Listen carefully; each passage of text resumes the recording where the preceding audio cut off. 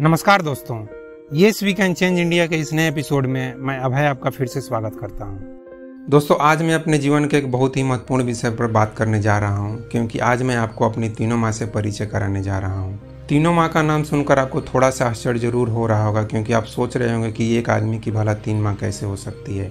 लेकिन दोस्तों, जब आगे आप उनका परिचय सुनेंगे तो आपका यह आश्चर्य सुखद आश्चर्य में बदल जाएगा। तो दोस्तों, सबसे पहले मैं अपनी तीसरी माँ से आपका परिचय कराता हूँ। मेरी तीसरी माँ है मेरी इंडियन नेवी की सर्विस। जी हाँ दोस्तों, आपने ठीक सुना, मेरी इंडियन नेवी की नौकरी। दोस्तों, आज से करीब 20 साल पहले जब मैं बेरोजगार था, उस समय मेरे लिए एक नौकरी उतनी ही महत्वपूर्ण थी जितनी किसी मृत्यु शैया पर पड़े हुए एक आदमी को बचाने के लिए एक संजीवनी बूटी की जरूरत पड़ती है। जैसे कि लक्ष्मण जी को बचाने के लिए संजीवनी बूटी की जरूरत पड़ गई थी। गरीबी और बेरोजगारी रूपी जमराज मुझे निगलने के लिए मेरे सामने मुंह बाय खड़े थे और मैं कैसे भी इनसे बचकर निकलना चाहता था। तो वैसी मेरी बुरी हालत में मेरी इंडियन नेवी की यह नौकरी मेरे लिए संजीवनी बूटी का काम कर गई और मेरी जान बचा ली। और दोस्तों, यही कारण है कि जिस दिन मुझे यह नौकरी मिली वह दिन मेरे लिए मेरे लाइफ का सबसे खुशी का दिन बन गया। Just like enlightenment day of Gautam Buddha. शायद गौतम बुद्ध को भी कुछ ऐसी ही खुशी और आनंद का अनुभव हुआ होगा जिस दिन उन्हें बिहार के गया में एक पीपल के पेड़ के नीचे ज्ञान की प्राप्ति हुई होगी। लेकिन दोस्तों, बात यह है कि गौतम बुद्ध एक राजा के बेटे थे, इसलिए उन्हें ज्ञान की ज़रूरत थी, और मैं एक गरीब और बेरोजगार का बेटा था, इसलिए मुझे एक नौकरी की ज़रूरत थी। समय समय की बात है दोस्तों, समय और परिस्थिति के अनुसार आदमी की ज़रूरत भी बदल जाती है। और मैं यह समझता हूँ कि करोड़ों गरीब और बेरोजगार दोस्तों की हालत भी मेरी ही जैसी है।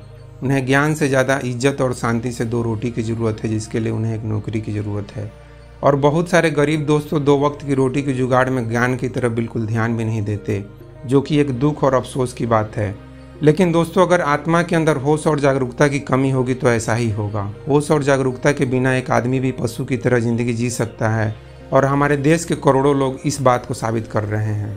इसलिए भले ही यह दुख और अफसोस की बात हो सकती है, लेकिन आश्चर्य की बात नहीं। और होश और जागरूकता के बारे में मैं ऑलरेडी दूसरे वीडियो में बहुत सारी बातें कर चुका हूँ, इसलिए यहाँ उसी बात को रिपीट करना उचित नहीं होगा। तो दोस्तों, आगे बढ़ता हूँ। वैसे तो हम माँ उसे ही समझते हैं जो हमें जन्म देती है, लेकिन दोस्तों, आप भी जानते हैं कि इस धरती पर एक बच्चे को सिर्फ जन्म दे देना ही उस बच्चे के विकास के लिए काफ़ी नहीं है, बल्कि उसके विकास के लिए भोजन, कपड़ा, मकान, स्वास्थ्य और शिक्षा का इंतजाम करना भी बेहद ज़रूरी है। और इसलिए मैं अपनी इस नौकरी को एक माँ का दर्जा देता हूँ, जिसने मुझे वो सब कुछ दिया जिसकी मुझे लाइफ में ज़रूरत थी। और दोस्तों, मैं तो यहाँ तक कहता हूँ कि मैं अपने लाइफ में जो कुछ भी कर पाया अपने लिए या अपने समाज और देश और दुनिया के लिए, वो सब कुछ करने की हिम्मत, ताकत और हौसला मुझे इस नौकरी ने दिया। और जो चीज़ मुझे भला इतना सब कुछ दिया, उसे मैं एक माँ का दर्जा न दूँ तो क्या दूँ। तो दोस्तों, इस तरह से मेरे लिए भारत सरकार मेरी तीसरी माँ है और मैं इसका बेटा हूँ। तो समझ लीजिए कि मेरे और भारत सरकार के बीच माँ और बेटे का रिलेशन है, ना कि मालिक और नौकर का। आगे दोस्तों, आपकी तरह मेरी भी एक बायोलॉजिकल मदर, अर्थात मुझे इस जन्म में पैदा करने वाली एक माँ है, जिसे मैं अपनी दूसरी माँ का दर्जा देता हूँ। और दोस्तों, मेरी यह माँ भी मेरी ही जैसी एक आम इंसान है, और एक आम इंसान के परिचय में कुछ खास सुनने लायक होता नहीं है। इसलिए मैं अपनी इस दूसरी माँ का परिचय बताकर आपको फालतू में बोर नहीं करूँगा। बस थोड़े से शब्दों में यह समझ लीजिए कि जैसी आपकी एक माँ है वैसी मेरी भी एक माँ है।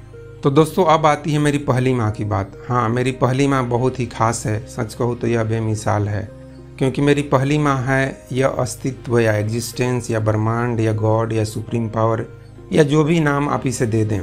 दोस्तों, इस माँ के बारे में सबसे पहले मैं यह बताना चाहता हूँ कि यह माँ अर्थात अस्तित्व आपकी भी माँ है। भले ही आप कभी इस बात पर गौर नहीं किए होंगे, लेकिन दोस्तों, सच्चाई ये है कि हम सभी मूल रूप से इसी अस्तित्व या एग्जिस्टेंस के संतान हैं, और हम सभी अपनी गहराई में इसी अस्तित्व से जुड़े हुए हैं। हमारी इसी गहराई को अध्यात्म में आत्मा का नाम दिया गया है, और मैं उसी गहराई को वैज्ञानिक ढंग से समझाने के लिए इसे एक बेंजीन मॉलिक्यूल के बेंजीन रिंग का नाम दिया हूँ।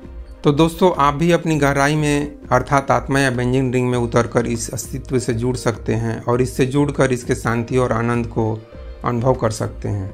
और दोस्तों, सबसे महत्वपूर्ण बात यह है कि इस माँ को दिमाग से समझने से ज़्यादा आपको अपनी आत्मा से अनुभव करने की ज़रूरत होगी।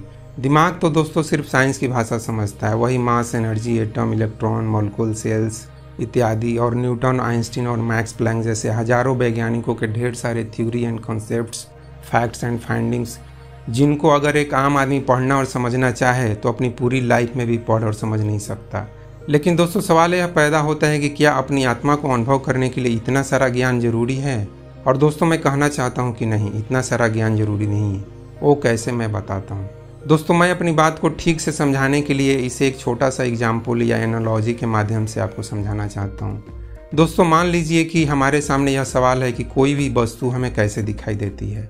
अगर हम इस छोटी सी घटना को वैज्ञानिक तरीके से समझने जाएं तो हमें बहुत सारी चीज़ें पढ़नी और समझनी पड़ेगी। इसके लिए हमें 6ठी-7वीं क्लास से ही फिजिक्स, केमिस्ट्री, बायोलॉजी और एडवांस लेवल पर अर्थात ग्रेजुएशन और पोस्ट ग्रेजुएशन लेवल पर साइकोलॉजी और मेडिकल साइंस के कॉन्सेप्ट्स और फैक्ट्स एंड फाइंडिंग्स को पढ़ना पड़ेगा। जैसे कि कैसे किसी ऑब्जेक्ट से टकराकर लाइट रे हमारी आंखों पर गिरती है और फिर कैसे यह लाइट रे हमारी आंखों के लेंस के अंदर प्रवेश करके एक उल्टी इमेज बनाती है और फिर यह उल्टी इमेज हमारे नर्वस सिस्टम के द्वारा कैसे हमारे दिमाग में पहुंचती है और फिर कैसे हमारा दिमाग इस उल्टी इमेज को सीधा करके हमें दिखाता है। दोस्तों यह सब बहुत ही कॉम्प्लिकेटेड प्रोसेस है जिसे मॉडर्न साइंस भी अभी तक पूरी तरह से ठीक से समझ नहीं पाया है। और यह सभी प्रोसेस को हमारा दिमाग इसलिए ठीक से समझ पाता है क्योंकि हमारा दिमाग एक सुपर कंप्यूटर का काम करता है, जैसा सुपर कंप्यूटर बनाने की क्षमता अभी भी मॉडर्न साइंस में नहीं है और पता नहीं भविष्य में हो या न हो। और दोस्तों यही कारण है कि हम यह मान लेते हैं कि एक गॉड या सुप्रीम पावर जैसी कोई चीज़ है जिसने हमारे दिमाग जैसे सुपर कंप्यूटर को बनाया है। अब दोस्तों सोचने वाली बात यह है कि ये कुत्ता या बिल्ली जो कि कुछ भी पढ़ा लिखा नहीं होता है, क्या उसे कोई वस्तु ठीक से दिखाई नहीं देती है या हमें कोई वस्तु जितनी ठीक से दिखाई देती है हमसे भी कहीं कई गुना ज़्यादा अच्छा कुत्तों को दिखाई देती है। और कुत्तों को तो कभी चश्मे की भी ज़रूरत नहीं पड़ती। दोस्तों इसका मतलब क्या मैं यह कहना चाहता हूँ कि पढ़ाई की कोई ज़रूरत नहीं है? ज़रूरत है, बहुत ही ज़्यादा ज़रूरत है और ख़ासकर हमारे देश के लोगों के लिए तो बहुत ही ज़्यादा ज़रूरत है। लेकिन दोस्तों मैं यह कहना चाहता हूँ कि हर एक चीज़ को अगर सिर्फ हम दिमाग से समझने जाएं, सिर्फ समझते ही जाएं तो यह भी ठीक नहीं है। जो चीज़ अनुभव करने की चीज़ है उसको हमें अनुभव करना है, उसको सिर्फ समझने से काम नहीं चलेगा।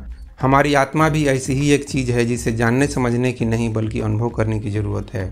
क्योंकि जब तक हम अपनी आत्मा को अनुभव नहीं करेंगे, इस अनुभव से हमारे अंदर जो परिवर्तन आना चाहिए, जो चेंज आना चाहिए, वो परिवर्तन नहीं आ सकता है। श्री कृष्ण और गौतम बुद्ध से लेकर आज के रजनीश और कृष्णमूर्ति जी और साथ ही मेरा बेंजीन रिंग का कॉन्सेप्ट, आपको सबकी बातें समझ में आ जाएंगी, लेकिन फिर भी आप अपनी आत्मा या बेंजीन रिंग को अनुभव नहीं कर पाएंगे।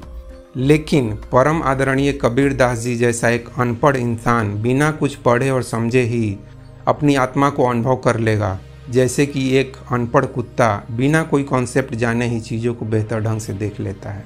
तो संक्षेप में समझ लीजिए दोस्तों कि पूरी दुनिया के सभी धर्मों का और दर्शन और अध्यात्म किताबों का पूरा मामला कुछ ऐसा ही है। और इसलिए कबीरदास जी कहते हैं कि पोथी पढ़ी पढ़ी जग मुआ, पंडित भया न कोय। इस बात से वह यही कहना चाहते हैं कि सिर्फ पढ़ने से काम नहीं चलेगा, बल्कि अनुभव करने की चीज़ को अनुभव करने से काम चलेगा। इसलिए दोस्तों आप किसी गुरु, गॉड और मोटिवेशनल स्पीकर के चक्कर में ज़्यादा मत पड़िए, बल्कि मेरे ही जैसा आप कबीरदास जी जैसे इंसान को अपने लिए एक आइडियल या आदर्श बना लीजिए।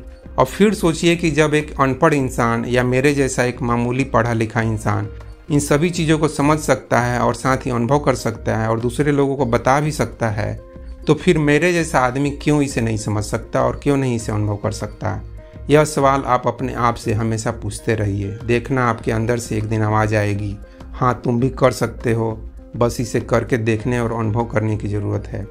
और दोस्तों इस गहराई में उतरने की प्रक्रिया को अध्यात्म में ध्यान या मेडिटेशन कहा जाता है। लेकिन दोस्तों यह ध्यान और मेडिटेशन की बातें कम और बकवास ज़्यादा है, क्योंकि दोस्तों मेडिटेशन में कुछ करना नहीं है, बस चुपचाप आराम से रिलैक्स होकर बैठना या लेटना है। बाकी जो कुछ भी करना है वो आपकी आत्मा या बेंजीन रिंग करेगी, आपका दिमाग इसमें ज़्यादा कुछ नहीं कर पाएगा। तो आप अपने दिमाग में बस इस बात को स्ट्रांगली बैठा लीजिए कि मुझे अपने अंदर की शांति को अनुभव करना है। बस आपके दिमाग के माध्यम से आपकी आत्मा इस डायरेक्शन में काम करना शुरू कर देगी। सबसे ज़्यादा ज़रूरी है अपने दिमाग में इस बात को स्ट्रांगली बैठाना। लेकिन हाँ दोस्तों, आपके साथ गरीबी और बेरोजगारी का प्रॉब्लम नहीं होना चाहिए। जब हम भूखे और नंगे हों तो फिर शांति कैसी? नहीं चाहिए हमें ऐसी शांति। मुझे तो खासकर बिल्कुल नहीं चाहिए ऐसी शांति। दोस्तों अगर किसी गरीब को गौतम बुद्ध के जैसा भिखारी बनने का शौक़ है तो उससे मैं कहना चाहता हूँ कि पहले गरीब से अमीर बनो, फिर भले ही मूड में आए तो फिर अमीर से गरीब या भिखमंगा बन जाना, लेकिन पहले गरीब से अमीर बनकर दिखाओ। पहले अपनी हिम्मत और काबिलियत दिखाओ। पहले गौतम बुद्ध की तरह 35-40 साल ऐशो आराम की ज़िंदगी और मज़ा लेकर दिखाओ। दोस्तों, मैं तो जब गरीब और बेरोजगार था उस समय मुझे दर्शन और अध्यात्म की किताबें फेंकने की इच्छा होती थी और कभी कभी मैं पढ़ते हुए गुस्से में फेंक भी दिया करता था। यहाँ तक कि मैं रजनीश और कृष्णमूर्ति जैसे बड़ी हैसियत वाले लोगों की किताबें भी फेंक दिया करता था। किताब फेंक कर मैं बोलता था कि मैं अभी ठीक से खाया पिया भी नहीं, ऐश मौज की ज़िंदगी भी नहीं जिया और ये लोग इच्छा रहित या डिजायरलेस होने की बकवास बातें कर रहे हैं। नहीं, मुझे सुननी है तुम लोगों की बकवास बातें। और दोस्तों, यह बात मैं सभी गरीब और बेरोजगार नौजवान दोस्तों से भी कहना चाहता हूँ कि हम सबकी पहली माँ अर्थात अस्तित्व या असली भगवान भी यही चाहता है कि हम सबका पेट शांति और इज्जत से भरे, हमारी गरीबी दूर हो। लेकिन दोस्तों, इसके लिए हमें थोड़ी समझदारी से काम लेना पड़ेगा और हमें इसके लिए पॉपुलेशन को कंट्रोल करना पड़ेगा, जिसके बारे में मैं ऑलरेडी बहुत सारी बातें दूसरे वीडियो में बता चुका हूँ, तो फिर उसे रिपीट करना उचित नहीं होगा। तो दोस्तों, अंत में मैं यही कहना चाहता हूँ कि आप चाहे अमीर हो या गरीब हो, मेरी बातों को समझने और अनुभव करने की कोशिश ज़रूर कीजिए। और मैं इसी रिक्वेस्ट के साथ अपनी इस लंबी चर्चा को यहीं पर समाप्त करता हूँ। आपने मेरी बातों को इतनी देर तक ध्यान से सुना, इसके लिए आपको मैं बहुत बहुत धन्यवाद देता हूँ। जय हिंद, जय भारत, जय विश्व, जय भगवान और जय मेरी तीनों माँ। Thank you friends.